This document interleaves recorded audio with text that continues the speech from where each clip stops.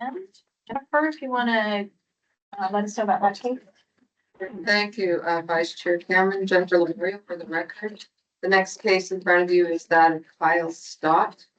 Department opened a professional standards review after receiving information that Kyle Stott, a probation officer, had resigned from the Deschutes County Department of Community Justice during a personnel investigation related to Stott engaging in a personal relationship with an adult on supervision, which he attempted to conceal.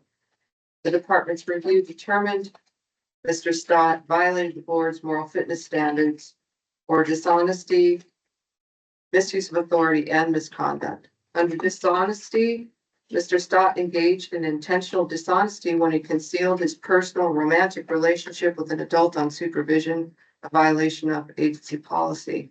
For misuse of authority, Mr. Stott intentionally misused his authority when he utilized his position of authority as probation officer over an adult on supervision's emotions and other life domains to initiate a personal, intimate relationship with her for his benefit. Misconduct. Mr. Stott engaged in misconduct when he entered into a personal, intimate relationship with an adult on supervision, concealed it from his employer, and misused his authority to do so. This conduct brought harm to his agency by giving the appearance of a conflict with his work and exposing his agency to legal action. Mr. Stott's conduct threatened harm to the community when he engaged in a personal relationship with an adult on supervision, which eroded the community's trust that probation officers are fair, honest, ethical, and professional in their conduct. Vice Chair Cameron. Thank you. Is there a consensus to adopt the record as stated? Thank you. We'll move forward then to discuss any aggravating or mitigating factors in this case.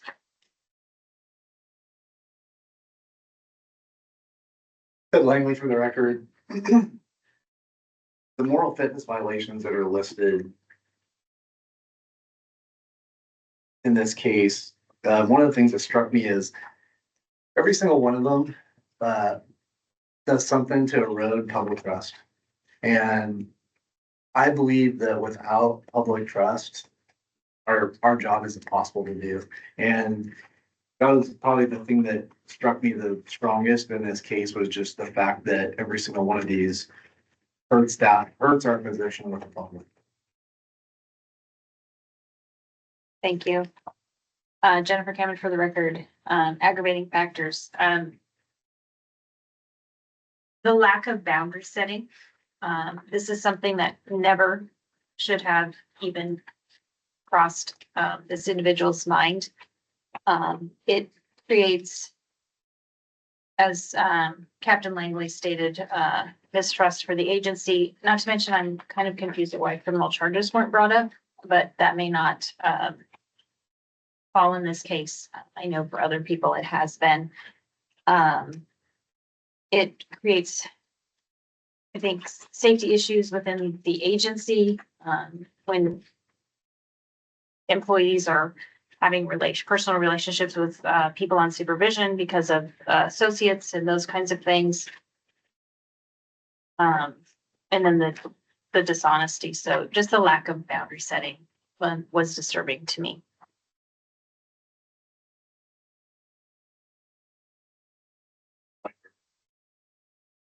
And officers engage in relationships like this, even if the person on supervision or adult custody is claiming to be along with this relationship, the power dynamic is such that they're unable to consent to a relationship like this, and they're a victim in this case.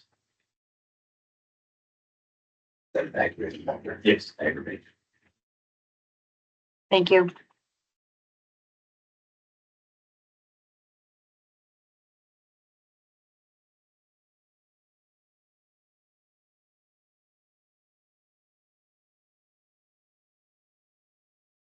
Anything else from anyone online? For the record, I think the aggravating factor that I have in it That just goes with the same thing, Jennifer, that you're talking about with whether this is official misconduct and that piece is that, at no point, in this case file did he intend to share this information with anyone. He was literally sort of juggling the balls in the air, right until a judge made a decision that he didn't expect that judge to make.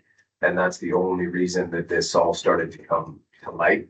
So the very, very intentional dishonesty referred to again by Commander Huntford and the distrust that that created within his own agency, putting other people in jeopardy when the probationer was the one that says, hey, I can't be assigned to a certain PO.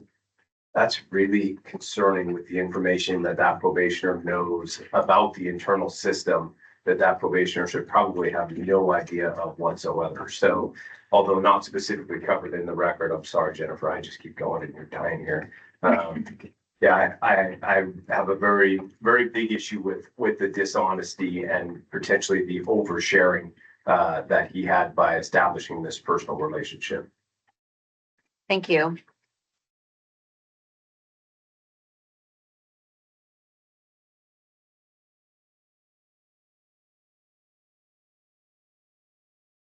Anything else? Okay, Jennifer, if you want to let us recall, let us know it. Yes, thank you. Jennifer Lavario for the record. I did not hear any mitigating factors from the committee. The aggravating factors I reported are that each of the moral fitness violations of the department identified erode public trust. There's a theme of erosion of public trust in them. And that that law enforcement agencies and officers cannot do their job if there is an erosion of trust. The lack of boundary setting creates mistrust within the agency because of the associations that adults in custody have and other factors. When officers engage in these relationships, the power dynamic creates the inability for the adult in custody to consent to these types of power dynamics. And at no point did Mr. Stott intend to share this information until a decision by a judge in his case. The dishonesty was very intentional. And I'm going to try and paraphrase Mr. Hunter information, if I heard you correctly, that by a probationer bringing up that they probably should be with someone else, that's very telling in terms of how wrong this situation was. I like that summary. Okay, thank you. I just want to note too, one of the words that you used was adult in custody. This thank you. wasn't an adult in custody, it was Correct. adult on supervision, so I Thank just you. want to clarify that. Appreciate it. So do we have a consensus, that the aggravating factors and they're good? Okay. The next, we need to, have a motion to affirm the moral fitness violations, modify them or negate them. Is that correct? Yes. Nick Hunter, for the record, I would make a motion that we affirm the all fitness violations as identified in the staff report. All three of them being dishonesty, misuse of authority, and misconduct. And Jennifer Cameron, I'll second that. So we have a motion to affirm the moral fitness violations as presented in the staff memo. We are voting on a motion to affirm the moral fitness violations as presented. Vice Chair Cameron, Aye. Committee Member Aldrich. Aye. Committee Member Board, Aye. Committee Member Frasco, Aye. Committee Member Frost, Aye. Committee Member Hartman. Aye. Committee Member Hunter. Aye. Committee Member Langley. Aye. Committee Member Mace Aye. and Committee Member Tabor. Aye. Motion passed. Okay, moving on. Our next step is to determine if we plan to take action or no action against Kyle Stott. Josh Aldridge, for the record, I recommend we take action. Mark Bourne, for the record, second. We have a motion to take action in the case on Kyle Stott. We are voting on a motion to take action. Vice Chair Cameron, Aye. Committee Member Aldrich. Aye. Committee Member Bourne, Aye. Committee Member Vasco. Aye. Committee Member Frost, Aye. Committee Member Hartford. Aye. Committee Member Hunter. Committee Member Langley. Aye. Committee Member Mays Aye. and Committee Member Tabor. Aye. Motion passed. Okay, so the next, we'll need to determine, the action we're gonna take in the ineligibility period. Since this is, dishonesty, misuse of authority and misconduct, it is 3 years to a lifetime, ineligibility period. When you make your recommendation, please state why. Ted Langley for the record. I'm recommending lifetime ineligibility, because of the intentional dishonesty, and even though I don't need anything other than that, I'm gonna say also because of the public trust issue that I brought up, the potential danger to his fellow employees that was brought up by Vice Chair, and also because his actions ultimately victimized somebody that he was supposed to have care over. Thank you. Second. Thank you. Okay, so we have a motion to have a lifetime ineligibility. So let's go. We are voting on a motion for a lifetime ineligibility period. Vice Chair Cameron, Aye. Committee Member Aldrich. Aye. Committee Member Bourne. Aye. Committee Member Vogt. Aye. Committee Member Vasco. Aye. Committee Member Frost. Aye. Committee Member Hartford. Committee Member Hunter. Aye. Committee Member Langley. Aye. Committee Member Mays Aye. and Committee Member Tabor. Aye. Motion passed. Okay. So our last case is agenda item 10, Timothy Trabosh.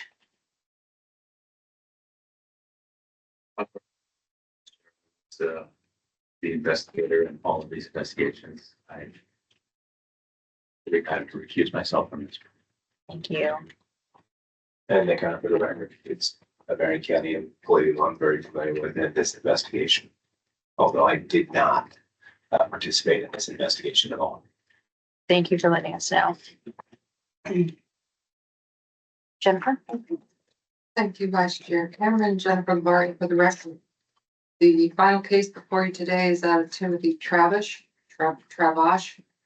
The department opened a professional standards review after receiving information that Timothy Trabosh, probation officer, resigned from the Marion County Sheriff's Office Community Corrections Department on December 2, 2022, while under investigation for 2 open personnel investigations related to loss of work property and multiple policy violations, including code of ethics, standards of conduct, sexual misconduct involving offenders, and discrimination and harassment-free workplace. The department's review determined Mr. Trabosh did violate the board's moral fitness standards for misuse of authority and misconduct. Misuse of authority, Mr. Trabosh intentionally misused his authority when he made an inappropriate and sexually suggestive comment about his coworker to a client who was on supervision. The client could not consent to such conduct, thus Mr. Trabosh placed him in harm's way as a byproduct of being subjected to Mr. Trabosh's comments while under conditions of supervision, including Mr. Trabosh's ability to make decisions about that client's liberty.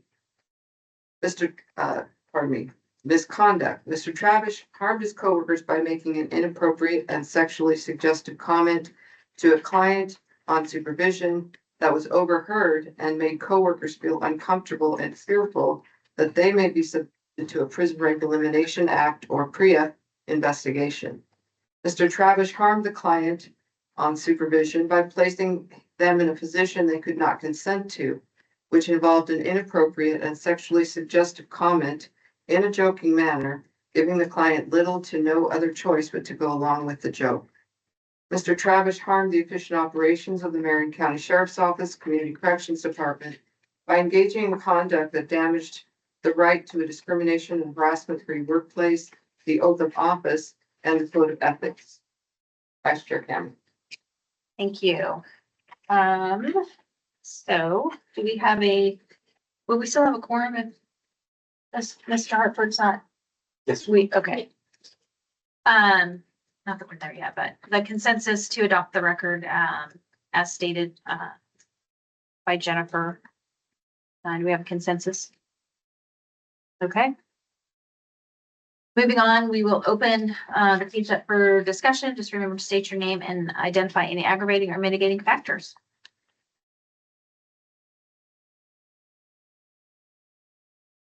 Nick Hunter, for the record, aggravating factor, the repeated and patterned behavior of discrimination and harassment in the workplace based on the multitude of comments that Deputy Prabach made to his peers, employees, everyone who came into contact with. Thank you. Josh Aldridge, for the record, aggravating factor is that some of those comments were also made in front of adults on supervision, kind of bringing them without their consent into the conversation. Thank you. Langley, for the record, I found it aggravating that someone with almost 22 years of service, and I went through his training record and told them 139 hours of training that he completed that had something to do with ethics, leadership, anti-harassment, and other subjects that I just feel there's no way he could not have known that his behavior was inappropriate, and he should have expected that he'd be in trouble for it. Thank you. Josh Aldridge, for the record, aggravating circumstance, even in situations where he was told to stop making further comments, he continued to do so, and essentially so. I think there's a quote where he said, in one case, tell your husband to get over it, showing that he had no intention of stopping that behavior. Thank you. Nick Hunter, for the record, aggravating factor, not specifically stated in these reports, but to go off of Aldridge's comment. That was also another member of law enforcement, happened to be his spouse. So this was damaging to not only Marion County and the public, but this was also damaging to other law enforcement agencies that Marion County interacts with. And as we all know, community corrections is someone that engages with all of our law enforcement partners. Thank you.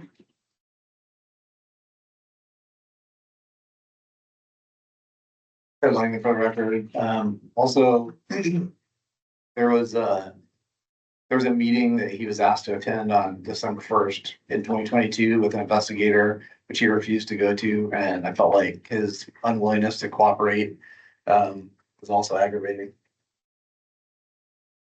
Thank you. Josh Aldridge, another aggravating factor. While not the primary focus of this report, there are references to other policies that Mr. Trabosh chose to just disregard surrounding MCSO property and his lack of interest in securing that property appropriately, which resulted in loss to the sheriff's office. Thank you. And Nick Hunter, for the record, aggravating, again, what Lieutenant Aldridge just said, there's a pattern of disregard for all sheriff's office in Marion County policies, not just discrimination, harassment, not just property. These are a pattern that he is just disregarding policies in general. Thank you. Anybody seeing any hands up online at all? Okay. Jennifer, you want to repeat those for us? Thank you, Vice Chair Cameron, Jennifer Barr, for the record. I did not hear any mitigating factors from the committee. The aggravating factors I identified were that this behavior was repeated in the areas of discrimination and harassment, and based on several comments that Mr. Travis had with his coworkers, Some comments were made in front of adults on supervision. Mr. Travish, having 22 years of experience and 139 hours of training, some of which is in ethics and leadership, etc. There's no way he could not have known this was the wrong behavior. Even when told to stop, he continued to do so. I think how I'm gonna, paraphrase Mr. Hunter's comment that wasn't in the record is that, this conduct damaged other law enforcement officers. And then there was reference to other policy violations in the record, regarding a Marion County Sheriff's Office property loss. And there is a pattern of disregard for all, of the Marion County Sheriff's Office policies in general. The fact that Mr. Travish was provided the December 1st meeting date and refused to go, shows his lack of cooperation. Thank you. Any discussions with what Jennifer said? Is she right on? We have a consensus that she got everything as stated? Okay, seeing heads nodding online, okay. So we will decide if we plan to make a motion to affirm, modify, or negate the staff report regarding the moral fitness findings as identified. Special Eldridge, for the record, I move to affirm the staff report showing fitness violations of misuse of authority and misconduct. Mark, word for the record, I'll second. Okay, have a motion to affirm and accept the staff report regarding the fitness findings as identified. We are voting on a motion to affirm the moral fitness violations as presented. Vice Chair Cameron. Aye. Committee Member Aldrich. Aye. Committee Member Bourne. Aye. Committee Member Bowden. Aye. Committee Member Frasco. Aye. Committee Member Frost. Aye. Committee Member Hartford. Oh, sorry, you're abstaining. Committee Member Hunter. Aye. Committee Member Langley. Aye. Committee Member Mays. Aye. And Committee Member Tabor. Aye. To passed. So we'll move into whether we determine to take action or no action in this case. There's a motion. Jennifer Cameron, for the record, I recommend we take action. The motion that we take action. Nick Hunter, I'll second that motion. Okay, there's a motion to take action in the case of Timothy Trabosh. We are voting on a motion to take action. Vice Chair Cameron. Aye. Committee Member Aldrich. Aye. Committee Member Bourne. Aye. Committee Member Bowden. Aye. Committee Member Frasco. Aye. Committee Member Frost. Aye. Committee Member Hunter. Aye. Committee Member Langley. Aye. Committee Member Mays. Aye. And Committee Member Tabor. Aye. And passed.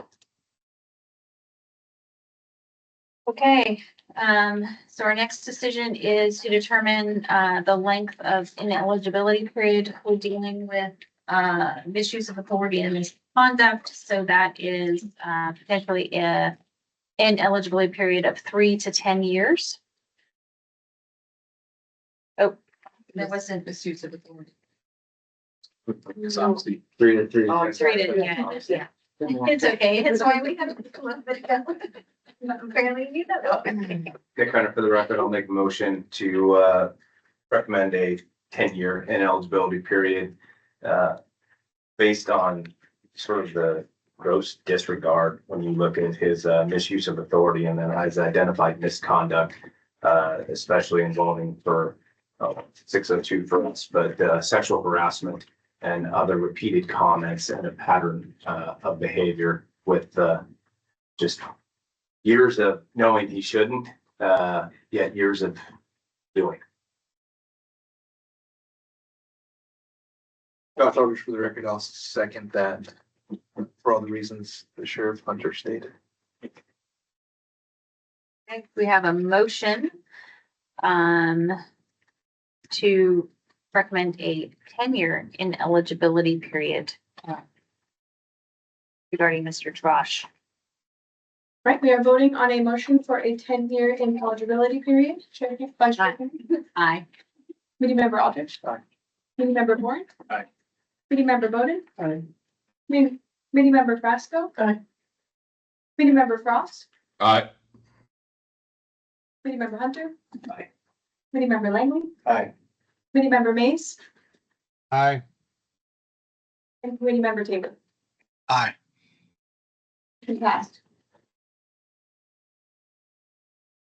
Okay, thank you. So next on the agenda is number 12, Parks and Policy Committee Chairman, applicant review committee nominations. Go ahead, Marie. Thank you very much, Maria, for record. We have a couple orders of business today. The first being we need a chair for this committee. I would like to thank Vice Chair Cameron for her diligent efforts during this very long docket today. Well done. And at this point, I would kind of open the table to anyone who would like to make a nomination. Well, I will make a nomination. I nominate Sheriff Hunter to be the CPC chair. I would second that nomination. Move to close nominations. All right. Any questions, comments from online? We are voting on a motion to nominate Nick Hunter as the chair of the Corrections Policy Committee. Vice Chair Cameron. Aye. Committee Member Aldrich. Aye. Committee Member Bourne. Aye. Committee Member Bowden. Aye. Committee Member Frasco. Aye. Committee Member Frost. Aye. Committee Member Hartman. Aye. Committee Member Hunter. Aye. Committee Member Langley. Aye. Committee Member May. Aye. And Committee Member Tabor. Aye. Motion passed. Fantastic. Second order of business on nominations is we need a sort of follow-up nomination for the applicant review committee. So this kind of relates back to Member Boren's term on CPC is coming to an end. This will be his last meeting. The reason why he's currently on ARC is because of his membership in CPC. I think we would all love to see him continue on ARC, but you have to be renominated and re-voted on to that particular committee before we can make it official. So he has to be nominated to be on the ARC. Yes. Okay. Well, Jennifer Cameron, for the record, I will nominate and Mr. Warren to be on the ARC committee. Thank you so much. And I'll second that. And as Mark did, I would close all nominations.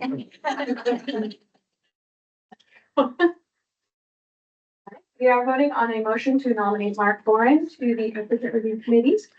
Vice Chair Cameron. Aye. Committee Member Aldrich. Aye. Committee Member Bourne. Aye. Committee Member Bowden. Committee Member Frasco. Committee Member Frost. Aye. Committee Member Hartford. Aye. Committee Member Hunter. Aye. Committee Member Langley. Aye. Committee Member Mays. Aye. And Committee Member Tabor. Aye. Passed. Just to clarify, I would be represented as a public member on that and not representing any other committee. You still represent corrections. Yes, so the corrections profession, but not the CPC committee. Oh. Yeah, so a very slight Just curious. change. Not that I know, I'm just curious. Okay, next, item number 13, which is the proposed rule changes for Oregon Administrative Rule 259-006-0010, presented by Jennifer. I don't know that. Did they spell it right? I don't know that I noticed how it was spelled. Yeah, that's correct.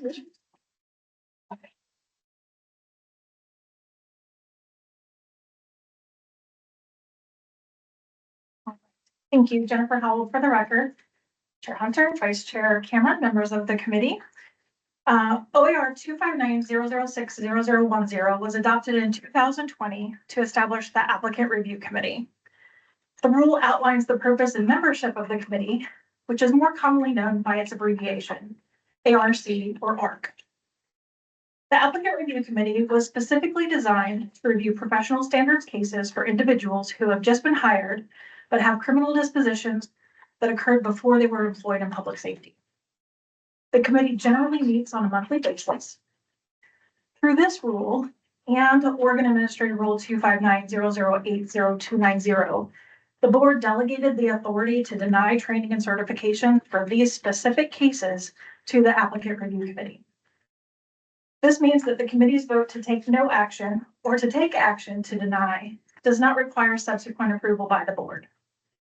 This delegated authority and the meeting frequency ensures that cases are reviewed in a timely manner and that the new hire can proceed with their basic training without significant delays once they've made it through the process.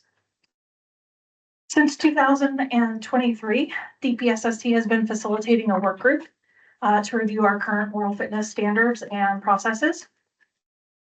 This included discussion related to the Applicant Review Committee membership and the appointment criteria. After reviewing the current membership requirements, the work group recommended 3 changes related to the Applicant Review Committee meeting member criteria. So when you look to the rule language in your memo on page 2, in section 2, the first recommendation was to change the board member position from a public member to any board member. Changing the designation from public member to any member would not preclude a public member from the board or the policy committee from being nominated and appointed to the Applicant Review Committee. In fact, since the Applicant Review Committee was established, several policy committee member representatives have been public members appointed to the ARC committee. In section 3, the second recommendation was to delete subsection B, which is shown as strike through, and that removes the prior policy committee experience requirement. While this requirement was initially intended to ensure that ARC members had experience reviewing professional standards cases and familiarity with committee processes, the requirement has proven to be more restrictive than necessary. In section 3, the third recommendation was to delete subsection E, again shown with strike through, to remove the language regarding the option to vacate a policy committee or member position. At the time the rule was adopted, it was meant to recognize that members may find that being on the policy committee as well as the Applicant Review Committee could take more time than they were able to provide and not be able to do both. But no one has exercised this option, and it's been determined to be confusing and unnecessary. You'll also see some revisions in section 3A and the renumbered B. These include amendments that help clarify the nomination and appointment process to support implementation of the recommended changes. DPSST shared these rule changes with the Applicant Review Committee and the Moral Fitness Work Group in November and December of 2024. Neither of those groups identified any additional changes or concerns, and they supported moving forward with the rule changes. Timing wise, the rule is coming for you today and not earlier because we paused all of our work group activities during the legislative session. So now we're picking back up to get back on track with that. We did present these rule changes to the Telecommunications Policy Committee last week. Their discussion included recognition that removing the requirement that the board representative be a public member could result in a period of time in which there isn't any public representation on the Applicant Review Committee. Just for some reason, one committee or another doesn't use a public member. And that would just be, that was just recognized for the record and for the implementation of the rules. But I will add to that in this meeting that as written, the rule change also would allow for any board member to become an Applicant Review Committee member. The board includes representation not just from criminal justice, but also from our fire disciplines and our private security disciplines. So I wanted to make sure, I wanted to find out if there would be any questions or concerns with leaving it the broad language of any board member, or if it needed to be narrowed to our criminal justice representatives on the board for the committee's discussion.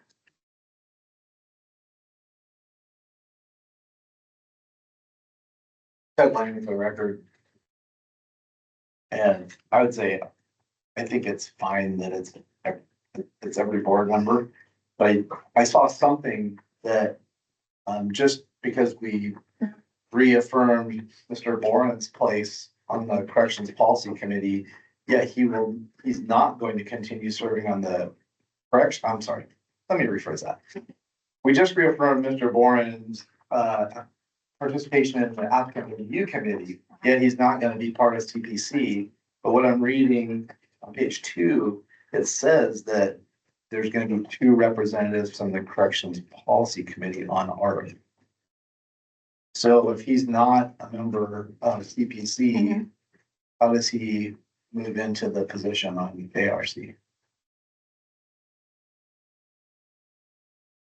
I don't see a method or an avenue for him to serve on ARC by this outline if he's not on one of the policy committees. Thank you, Jennifer Howell, for the record. I know that this was discussion that the initial work group back in 2020, when this was formed, looked at and discussed.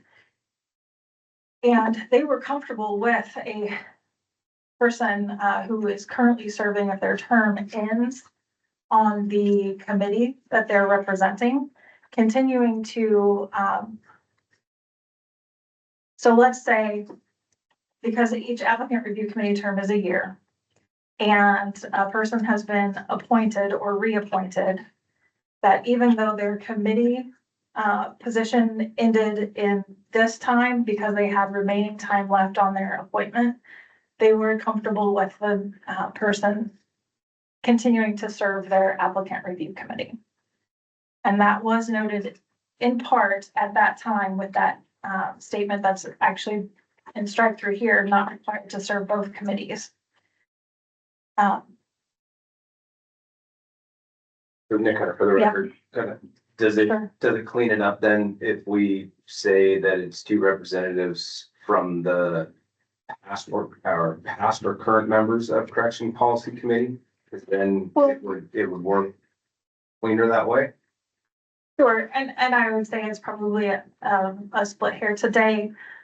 Member Bourne is a current member of the Corrections Policy Committee. I see him over there. Yeah, and so being appointed while currently a member, which is one of the requirements.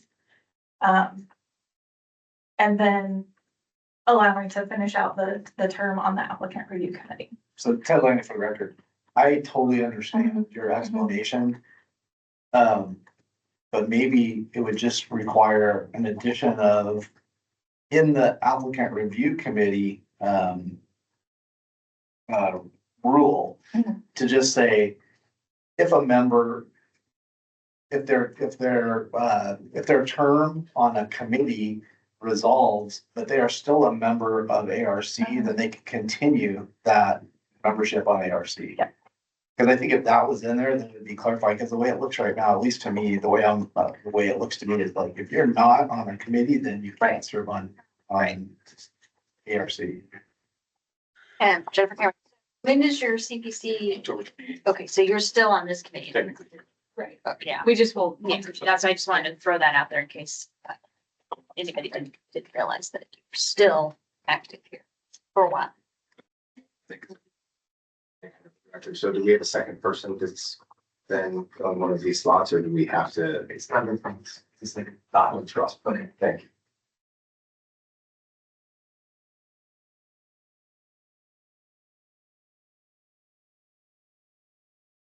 Okay, so I have an amendment to recognize that the expiration of the policy committee or the board term does not automatically terminate. The membership on there. So they can finish out their term on that. But then next time I wouldn't be eligible unless I was on another committee.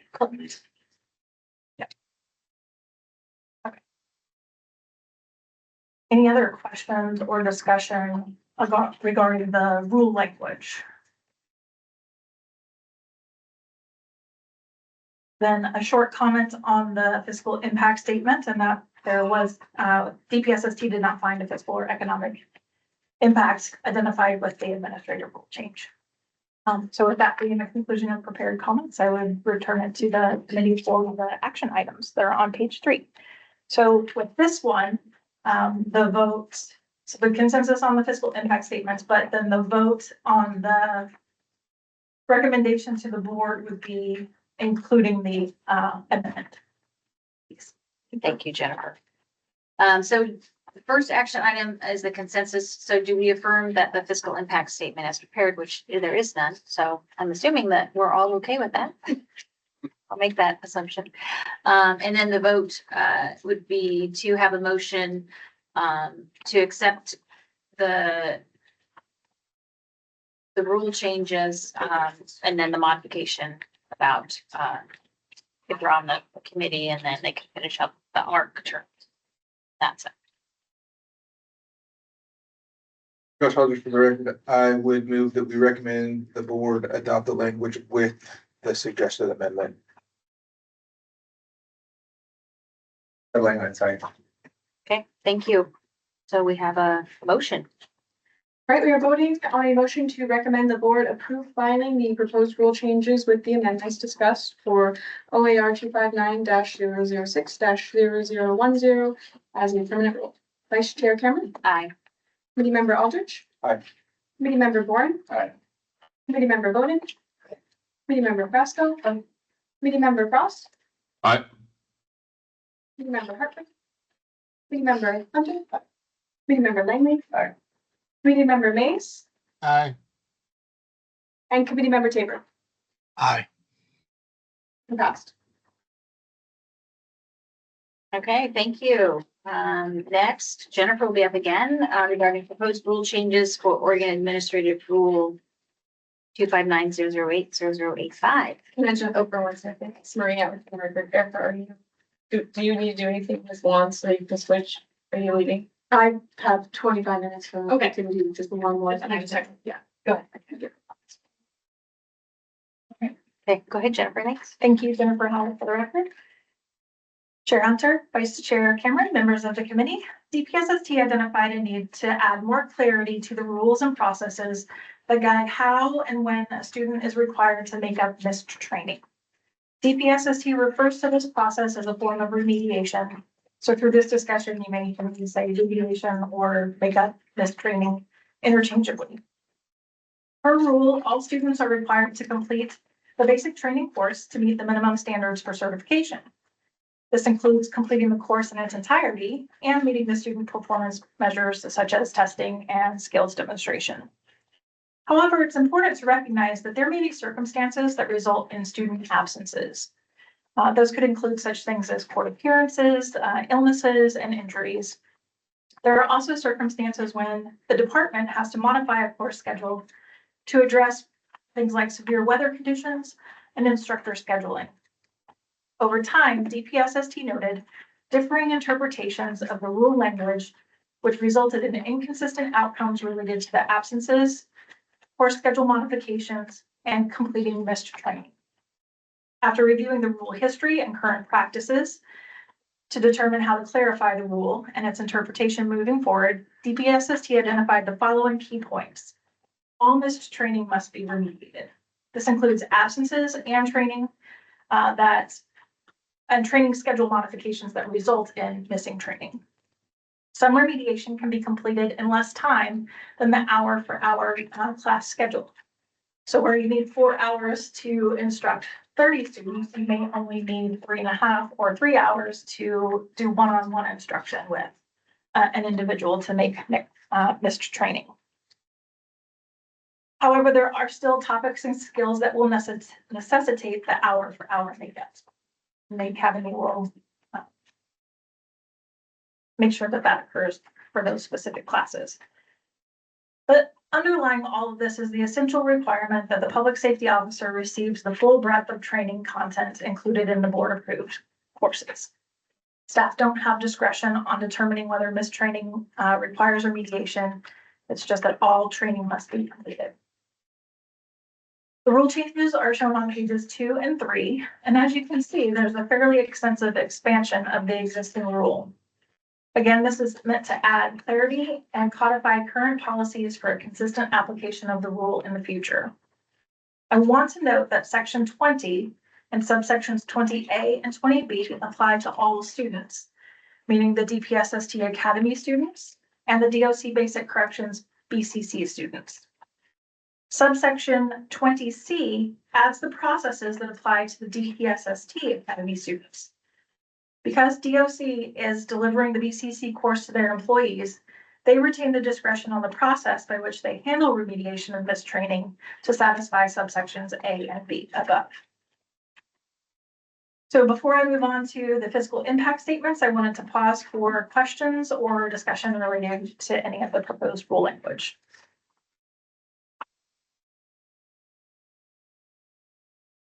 For that, so just for clarity, Jennifer. So if DOC is doing it differently, what we don't get away from is the training objectives, and those training objectives have to be met.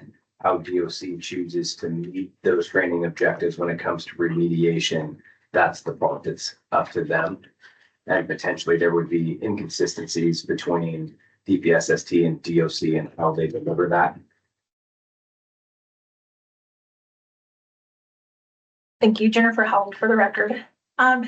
In part, there will be differences because of the nature of delivering training at the academy versus delivering training within your institution. So what we're saying is that what we've outlined in C as DPSST's process, DOC is welcome to follow that if they choose to, and apply some of those same concepts.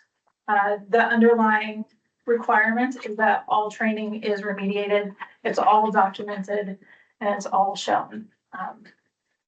So whether or not how they choose to apply when they're doing the remediation in time, so while the person is currently engaged in the course, or whether they have to come back and modify it and do it later, just as DPSST would. They just hold the discretion on how they're applying that. And I thank you, and I think too, we have some people online who have some questions. Or is Phil has his hand up? It looks like the other one took their hand down. Yeah. John, So- did you want to go first? And I'm happy to follow up after you go. Actually, I gonna- think, yeah, we're gonna I say think the same Jennifer thing. actually, yeah. Yeah, I think Jennifer covered and that is, the current and ongoing practice in DOC has been that, every class is remediated anyway. 90% of the time, that means that they're coming back to the next class. And when they can be remediated on the fly, we do that, but that's rare. So most of the time they just come back to another class. So we're getting 100% completion out of everybody on our end. And Phil Castle, for the record, I just wanted to add a little bit. What's important to us, there's three things that are really important. Number one is safety. So we're not going to compromise safety ever, and that's one of our guiding principles at DPSST. Number two is quality. So we want to make sure that every trainee who's coming through the academy is getting the required training they need to start work on day one. And that's really important. Number three is customer service. You're our customers, and it's really important to us that we're not making you jump through any hoops that you don't need to. So we've expanded our regional remediation abilities. So whenever possible, we will go out to the customer to remediate in place if possible. We will do that. We do everything we can to not have to bring the person back to the academy or to repeat a class unless it's absolutely necessary, because we know that's time and money and resources for agencies out there. So I just wanted to add that in. You. For Catherine McAlpin, for the record, other thing I'd like to just call out is kind of the check and balances of DPSST, and that's why we have our certification side and maintenance. They're the ones that look at the notebooks, make sure we're following policies, making sure that we have remediated that 10%. They work very closely with training came up with this language so that there is consistency in interpretation. We also know there's gonna have to be communication out to our constituents, because I think the creep out there that's gone is if maybe a student says, I've got court, oh, that's within your 10%, you don't have to make it up. And so we'll do some communication to make sure that everything is made up. It's just how we do it and the magnitude of the lead that we have to make up. But again, that's the internal workings that go on to make sure that we are providing the best quality and safety for all the students here. Thank you. Do you have anything else, Jennifer? I have the fiscal impact statement when you're ready. Go ahead. All right, thank you. So the fiscal impact for these rule changes is indeterminate. There's always been a fiscal impact to DPFST and the employing agencies when making up this training. The processes that are codified in this rule are not expected to have an effect on the costs that are associated, those pre-existing costs. But the clarifications to the rule may result in an initial increase in the number of remediations that occur. The fiscal impact statements in the memo outline several factors that contribute to what those indeterminate costs could be. And to summarize, they include staff time to coordinate and deliver makeup training, whether the training can be made up while at the academy. If the remediation occurs after the academy, there are additional employer factors such as scheduling and geographic location. DPSST, as Director Castle mentioned, recently implemented a policy that allows makeup training to be conducted locally to help offset those travel costs and conduct remediations in a more timely basis. But there's then the counter impact to DPSST regional training workload. Your memo also includes a list of entities that were identified as potentially impacted by the rule change. And that includes essentially any state agency or local government that employs public safety professionals. To include state agencies such as Oregon State Police, Department of Corrections, the Oregon Liquor and Cannabis Commission, the Board of Parole and Post-Prison Supervision, the Department of Justice, and the Oregon Judicial Departments. For cities and counties, that's the police departments, sheriff's offices, dispatch centers, and community corrections agencies. This could also potentially impact our tribal governments with public safety officers certified by DPSST, Oregon Health Sciences University, and any other public universities with police departments. We did not identify fiscal or economic impacts for members of the public, and there were no small businesses identified. And that's the overview of the prepared remarks. I'm happy to take any additional questions. Thank you, Jennifer. Any other questions for her? One quick one, kind of for the record, I can't remember, the LMS package went through. And so although there is a fiscal impact to the LMS package, that could help to offset some of these remediation costs, depending on what the class is. Yes, thank you, Jennifer Hull, for the record. That's an accurate statement, but because that is still so far into the future for, so we've got that approval to pursue the LMS, but we still have to procure and implement it.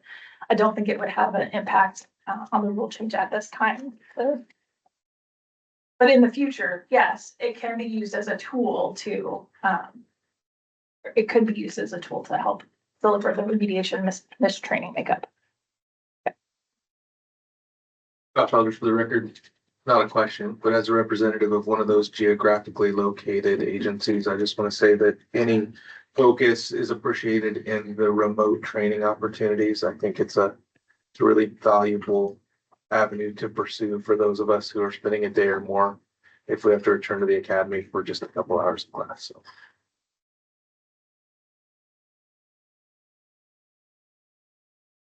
Thank you. So we have action items on this.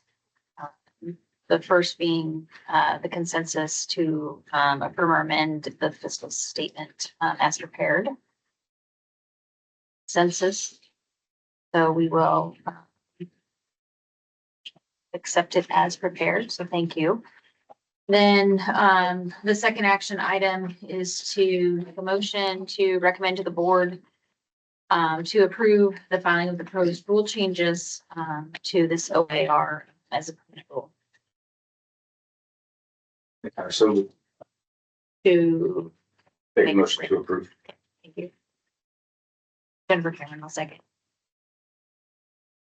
Then we have a motion to recommend this become, Yes, so we are voting on a motion to recommend that the board approve filing the proposed rule changes for OAR 259-008-0085, section 20 as a permanent rule.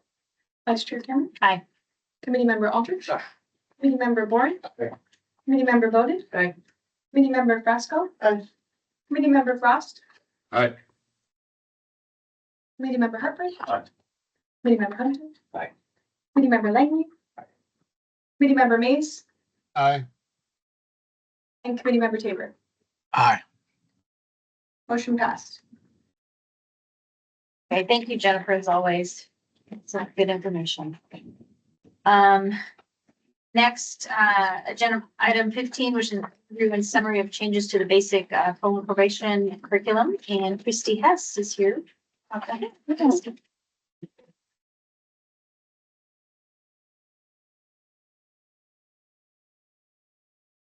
Hi, Christy Hess for the record. It's the second time for you guys, I think, so some familiar faces and some new faces. Good to see everybody. I am a part of the Center for Policing Excellence team. My role on that team is the curriculum coordinator. So part of my duty is oversee program revision and curriculum. I'm here today with Jason Ridgway. Jason Ridgway for the record. I've been with TPSST for well over 4 months. And been assigned to the basic parole and probation program as a coordinator. So I've been keeping up with the revisions as they've been made and voicing some input. And so talk about what those look like and how it impacts our students. So the basic parole and probation program was identified as kind of our next big project. The main focus of that request was to get the Senate Bill 1510 mandates sort of formally and intentionally included into that program. Those concepts had existed in that program already, but this gave us an opportunity to pull some groups together and very specifically and intentionally create time and space and scope for that conversation as it related to the field of parole and probation. So the first step in that project for us was to develop a kind of a larger oversight work group, which involved about 17 constituent member involvements that were selected from across the state. We used that larger work group as sort of our formal approval sign-off group to any proposed content for those mandated topics. In addition to that larger work group, we formed 3 smaller focus groups that did most of the consideration and what content needed to be included and how did that sort of classroom engagement kind of come to life. All of that work was sent through a larger work group to propose. The focus group members were created by a statewide survey that we sent out last August in 2024, asking for identified probation staff and some community members and what they would be interested in participating to, what experience and expertise they could provide to that group, ensuring that those focus groups were representative of the state perspective, different years of experience, some field training officers, just being really intentional about how those groups were formed. We partnered with those groups and really developed some pretty strong and sound course goals and core topics. A lot of that aligns with what other program areas are doing to meet those course needs in other disciplines. You have some material before you today, one of which is the memo, which is a really kind of high-level overview of some of the recommendations as far as our increases and reductions.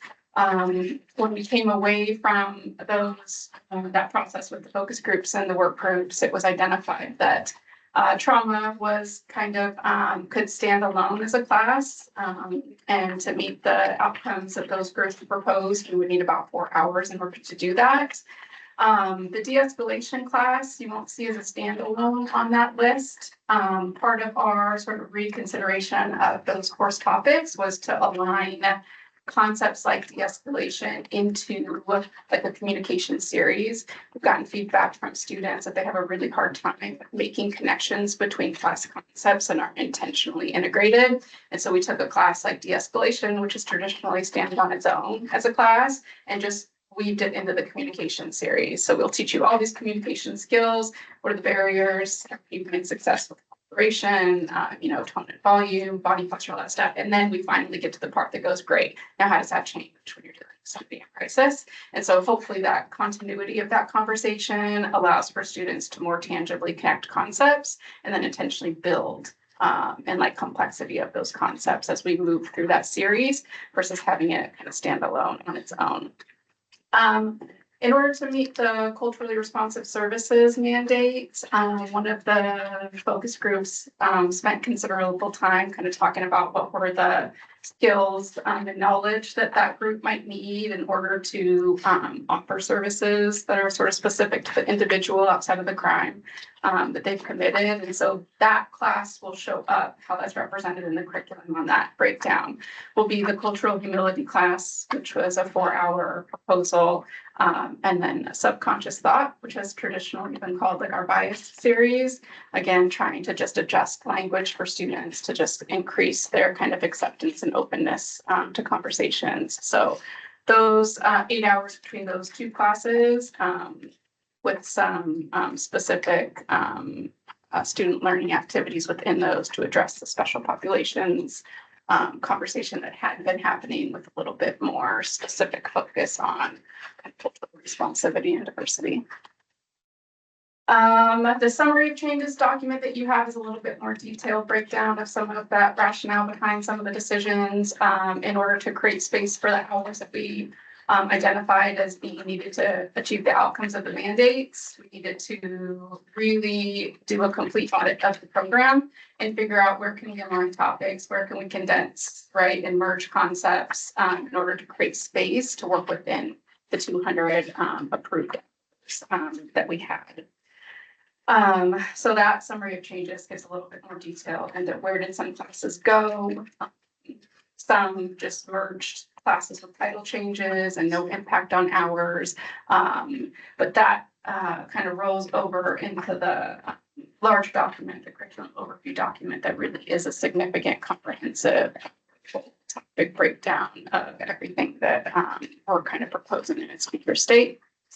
Another impact of these proposals would not just be the content sort of adjustment and hour breakdown, but would also significantly impact parole and probation's structure design, their kind of class schedule. We're hoping to align that program with other programs like we've done with police and corrections, where we're taking the long blocks of training time and reducing them into shorter, more manageable sort of loads for students.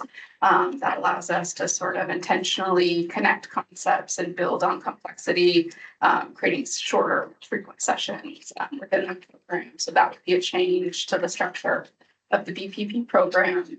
And then the final assessment that on the memo you'll see represented in the administrative hours, in addition to the administrative hours, was one of the big recommendations that the larger work group had was re-implementing the academic assessment through a quiz, 2 quizzes and a final. So with the proposal that was made, there was an identified gap with that group and feedback on students leaving the academy that the current projects and assignments weren't sort of comprehensive enough to evaluate real student learning here. And so their proposal was to bring back the exams as sort of a measure of their performance.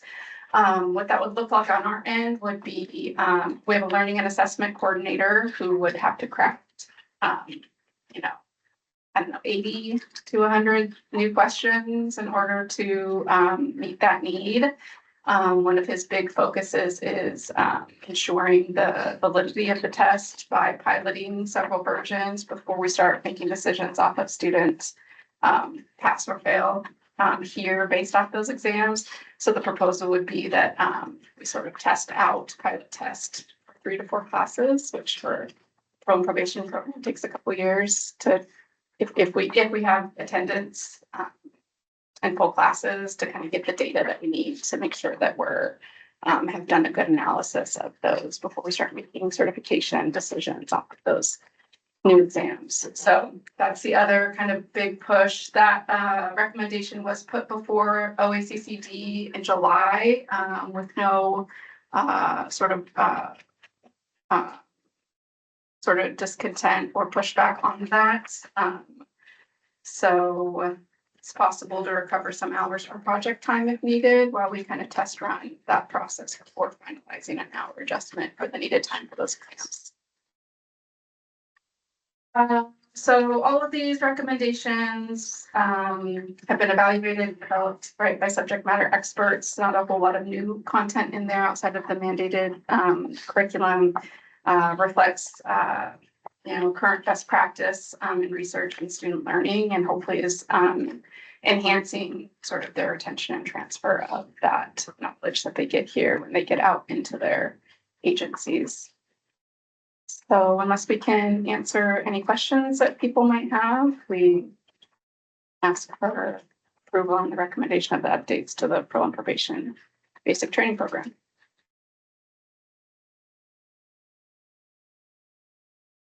I have a question. So when when we get to the approval, is it the memo that this memo that we're making the approval, or because I'm not seeing any other documents besides, well, then we have this. Is this, That's the comprehensive curriculum overview, which is that is the one that, yeah, okay. our stamps and sort of scopes what to do within each course. And that's what we would recommend if we had a motion, the changes in that. Okay, thank you for clarifying that. Also, the record, question about that document based on our previous conversation with remediation hours. I see that several of these mention that they would not need to be remediated. So I'm just curious how that matches with. This was discussed.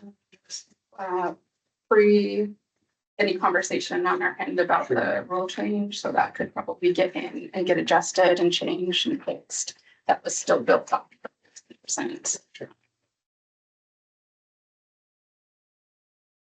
For the record, then. I don't know how deep I want to go into this, because I don't know how deep you two want to go into this. It's hard for me to look at, I'm looking at like the hour sheet and what we're doing. You specifically talked about de-escalation. De-escalation is much more than a communication skill. And so I don't know that looping it into communication is sending the right message to our folks, nor do I know if it is actually incorporating human performance into what that looks like.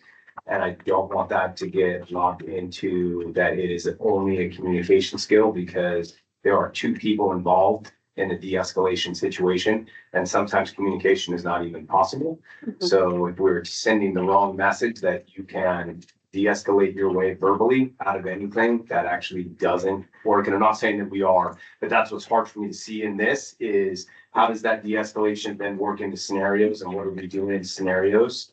I'm hugely in support of exams coming back. All the latest research supports that exams are actually helping with retention. They don't do anything with transference, but they help with retention. So that's a good thing. But are we doing recognition? Are we doing recall? How are we breaking up those tests to achieve? And I hear what you all are saying, that it's going to take a couple of years of like rolling those things out. So I looked at my commander a second ago and I asked him, and I was like, hey, are you in support of this? And Mike says yes. So every part of me says, not that I don't trust the two of you, but I trust him because I know him way too well, that I'll be in support of this to move it. Is there any way I could see more deep into how this was constructed as opposed to just the output that you're sharing with us now? Yeah, so Christy has for the record. So we met with our use of force coordinator and actually ran the de-escalation content through him to align some of the conversations in that crisis peak when your communication strategies, all of your best laid attempts have failed. Can we align that crisis response as far as safety and time to what use of force is talking about with their safety and time considerations? And so there was collaboration and input from that coordinator. We can really craft a different maybe outline or summary of some of that. That was one of the considerations when developing that course, was that the de-escalation conversation had always lived in silo of kind of communication and or use of force. And we have really attempted in this program with this rewrite to align that language in those conversations as opposed to talking about it in different ways in all of those courses. No, I get that trying to weave it in and where does it fit best and how do we do that? Because it involves multiple skill sets that go into de-escalation. One of the things is we believe that we can teach de-escalation in 2 hours in a room and it has nothing to do with transference and none of these skills will transfer. And you all have the very tough job of teaching to the lowest denominator. And I don't mean that in skill level. What I mean that in is agency size and some of the folks that are coming to you. You are the only training that these folks are going to get. And so what does that product look like going out the door? And where do we get to transference? Because everything that we're doing here is all closed environment. It's not open environment training. And that chasm that exists between the rule and the tool, and we teach the rule and the tool, we don't teach the context. So this is why I said I don't necessarily want to open my mouth and get into this because I'm not sure this is the room to get into it. So I'll defer to my commander. My commander says he's happy with what this looks like. And so I'm okay with where this goes. And I know how to get into other channels and poke into things if I want to.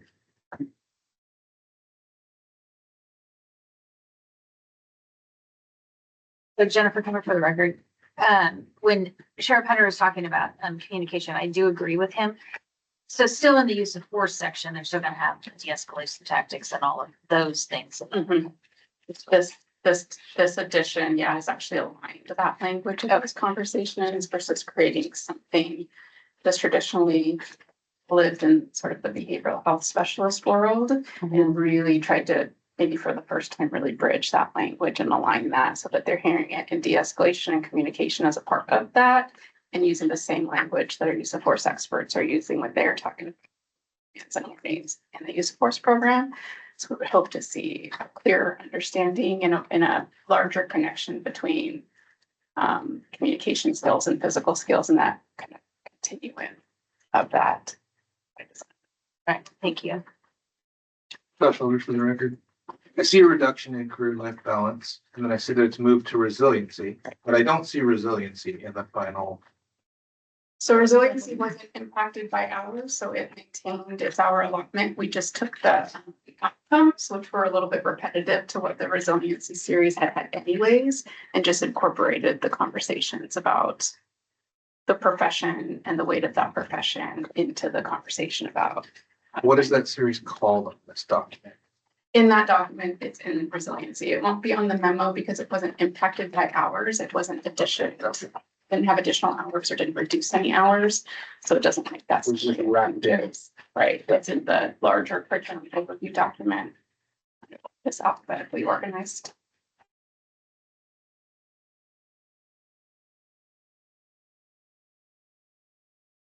Okay.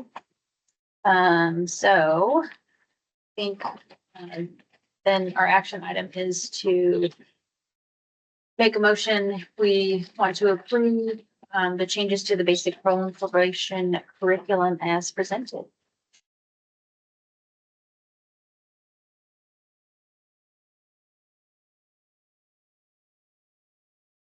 Director Costello would like to speak. Oh, thank you. Phil Castle for the record. You know, there is a good reason why the board approves all of our curriculum. And I am super proud of CPE and what they do and what Christy and team do. If there are board members who are wishing to dive deeper into this, we will absolutely make that available. And we're happy to do that. And it's important that you understand what we're doing in those classrooms. You know, we represent you, but you also represent us. So we're happy to do that. And I don't think you're diving too deep. Thank you. Good language for the record. I'm not trying to belabor a point, but remember Aldridge brought up the resiliency piece. I still don't see it. I'm not seeing it anywhere. For the record, in the 200-hour course breakdown, there's an alphabetical list that's sent. It's in the document after the memo. What's that?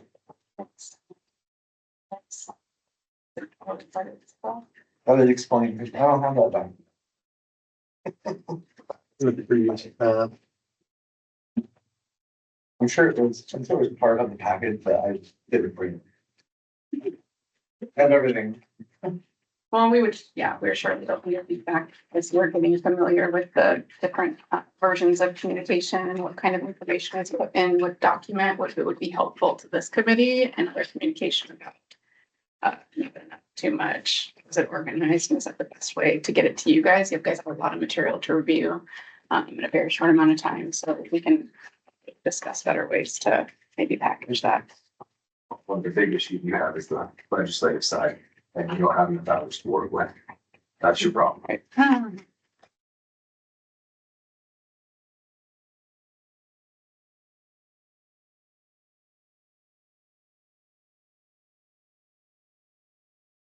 Is anybody willing to That's, make? I'll make a motion now after I just said everything else. I'll make a motion that we approve the changes to the curriculum as to us both in written and verbal form.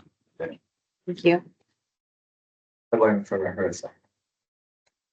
Okay, so we have a motion to approve the changes to basic role and probation. We're voting on a motion to recommend that the board approve the changes to the basic role and probation curriculum. Vice Chair Cameron. Aye. Member Aldridge. Aye. Member Boren. Aye. Member Boda. Aye. Member Frasco. Aye. Member Frost.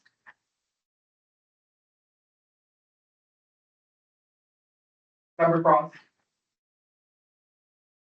Aye. Member Hartford. Aye. Or Chairman. Aye. Member Langley. Aye. Member May. Aye. And Member Tabor. Aye. Motion passed. Okay, thank you. We appreciate it. Okay, only 3 agenda items left. On to number 17, which is proposed rule changes for OAR 259-008-0085, which has to do with basic role information curriculum as well. Jennifer. Thank you, Jennifer Howell, for the record. This was a quick one. This is the technical implementation of your recommendation to the board to adopt the new parole and probation curriculum.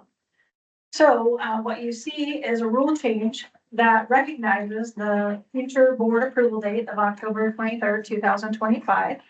So we're updating the rule to acknowledge what our current curriculum will be based on, and that approval next codifies that in a timeline, so that when we look back and to know which version of curriculum is the correct version, we know that this is the correct version. You'll see as you turn over to page 2, we've added the technical information regarding to the statutory requirements that role and probation basic training include those 3 topics, which is training providing trauma-informed care, culturally specific services, and de-escalation techniques. Again, that came from Senate Bill 1510 in the year 2012, and that's reflected in Oregon Revised Statute 181A.530.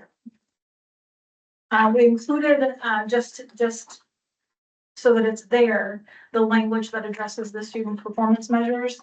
And as indicated in the curriculum review, the student performance measures and the field training manual, they'll stay the same for now as we implement the new course, and then they take the next steps to review what changes need to be made within the field training manual. And then once they've had a chance to pilot the examination process, once the examination process is complete, we'll come back to you at a later time to change those student performance measures through a rule change. So that's the rule language portion of it. Of course, with every rule change, you also have a fiscal impact statement. Broadly, DPSST didn't identify anything that is expected to have a fiscal impact on a law enforcement agency that employs a parole and probation officer. We did identify in the statement what's added, what's removed. And then there were no impacts identified for the board, for the public, and there were no small businesses that are impacted by this. There's also the notation there that as we roll this out and communicate it, we want to make sure that everyone understands we're not, if the length of the course doesn't change, we're still conducting it in the 5-week course in the approximate 200 hours. So happy to answer any questions about the rule or the no fiscal impact statement. Any questions for Jennifer? Online at all? I don't see any hands. Okay, so we'll move on to our action items, I do believe.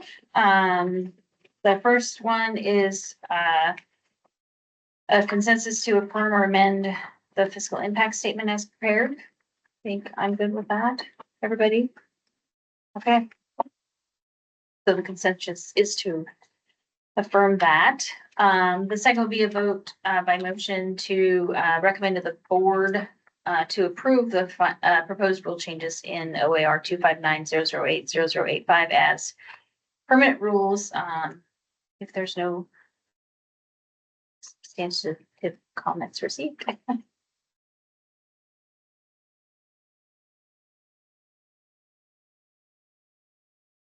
Jennifer Cameron, I'll make a motion to approve. Okay. We have a motion to approve. All right, we're voting on a motion to recommend that the board approve filing of proposed rule changes for OAR 259-008-0085 as a permanent rule. Mr. Cameron. Aye. Member Aldridge. Aye. Member Boren. Aye. Member Bowman. Aye. Member Frasco. Aye. Member Frost. Member Frost. Aye. Member Hartsburg. Aye. Mr. Hunter. Aye. Member Langley. Aye. Member Mays. Aye. And Member Tabor. Aye. Motion carries. Okay, thank you. I think we're at 18 now for agency updates. Director Castle, I think you're up, or are you? Yeah, and I'll try and be quick, and I'm gonna pass it off to Kathy and Marie when I'm done. So Phil Castle for the record. You heard Sheriff Hunter say that we got the LMS as part of our legislative session, which is true. We did. That's very exciting. We're starting to lean forward now on preparing for the procurement process for that. We also received money for a few other things, which is really nice for us. First, we sustained our current service level, which included the additions from the last biennium to be able to function at the level that we are now and to be able to run 60-person classes for basic police when necessary, which is really great. We needed to do that. We also got money that crossed over from last biennium into this biennium to repair our F building, otherwise known as our main street in the village, which has some substantial structural damage from internal wind shear that the building was never designed to withstand.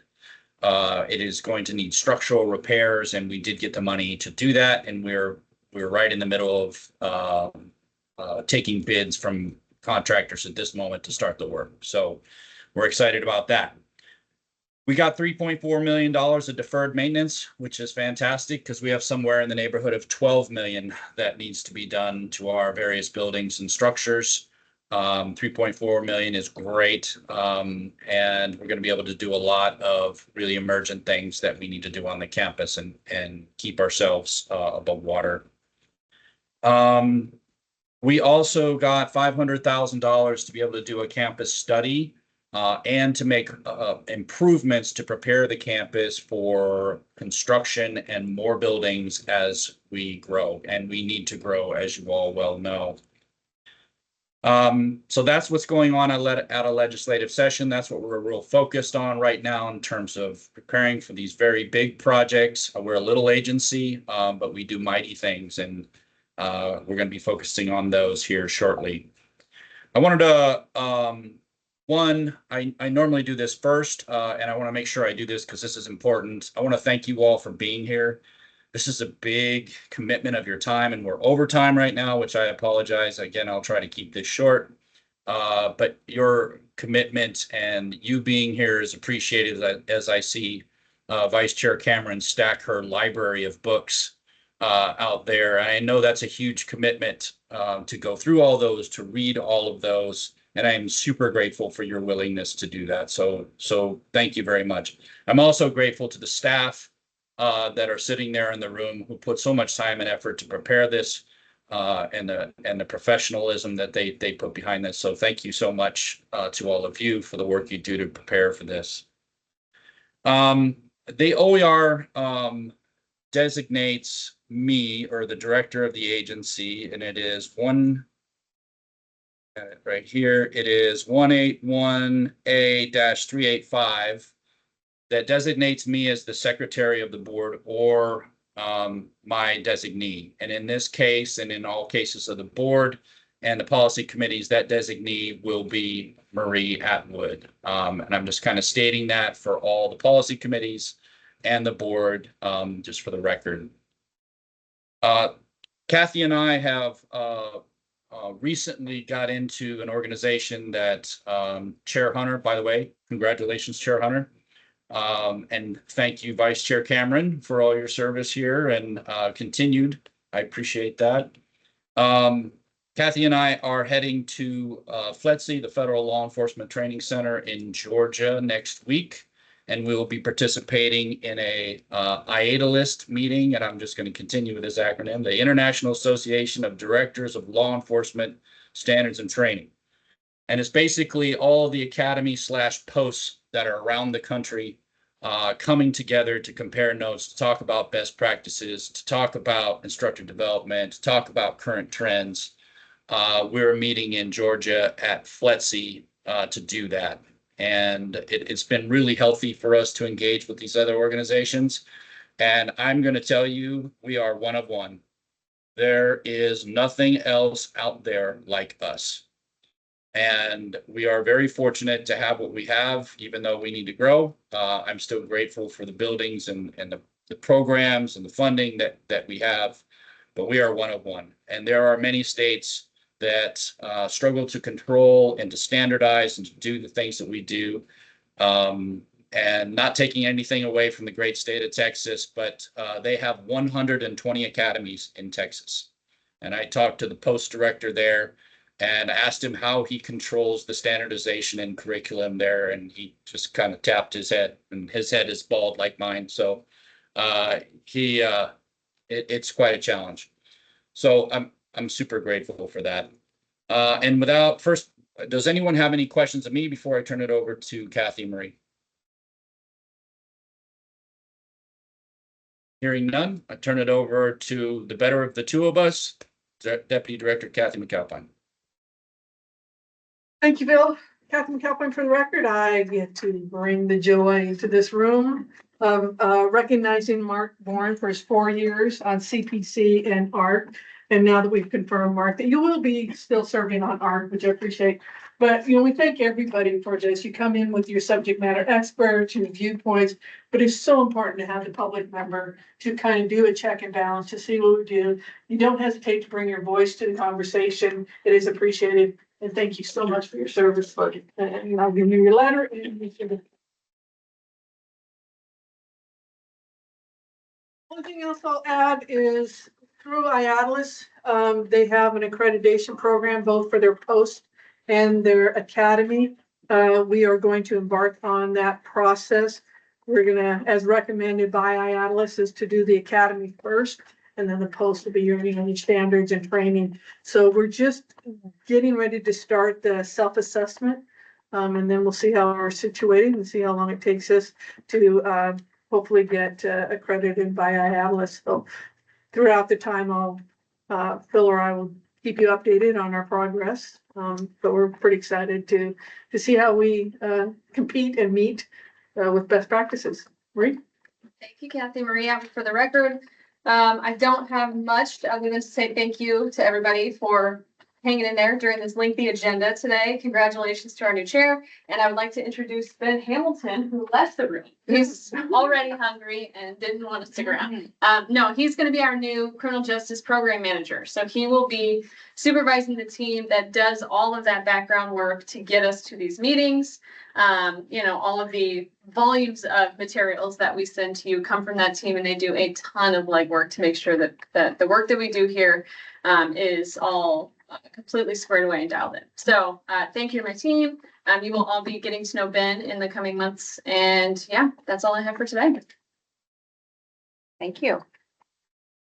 So I think, well, since I'm chair today, I do want to thank everybody because I think that the staff at BPSST are pretty good at what they do. So we appreciate you very much, just by the way.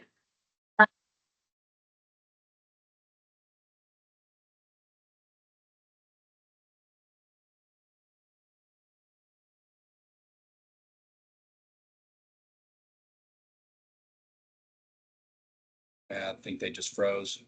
They do look frozen. Yep.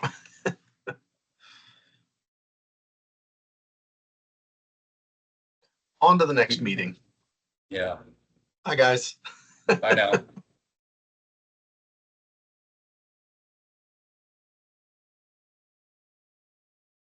Yeah, this is, sometimes this thing just cuts out. That's why, one of the reasons why we're replacing it. Aren't you on That makes vacation sense. this week? I was trying to be, but I wanted to be supportive of PMP. That's cool. That's cool. Are you doing And I something can't fun? swim. Oh, I can't swim, so my family's swimming in Sun River. It's our favorite place. oh, nice. But yeah, my family's swimming and I'm just sitting anywhere. Well, at least you're there. Exactly. I thought they did well. Christy's good at navigating.